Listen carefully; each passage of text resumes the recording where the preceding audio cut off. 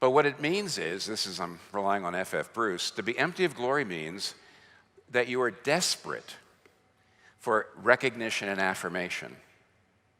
That you sense an emptiness and you're trying to fill it with other people's affirmation and recognition. You're desperate to prove yourself. And what that does is this. Well, how do we do that? That's a heart condition. That's a natural human heart condition. I do know that we all know that there's such a thing as an insecure person, right?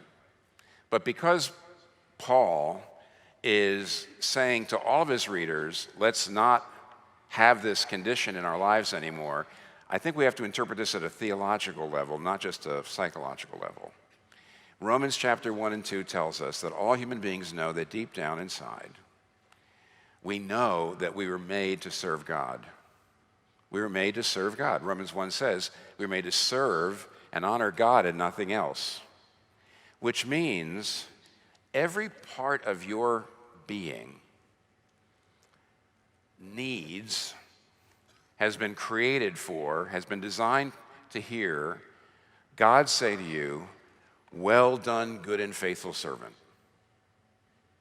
The approval of God, the recognition of God, well done, good and faithful servant. That is what you need. And you've got a cave, a cavity, a God-shaped hole, as it were. I know Augustine talks about a God-shaped hole. I'm being a little more specific than that. What you need is the recognition of God, as it were, the well done of God.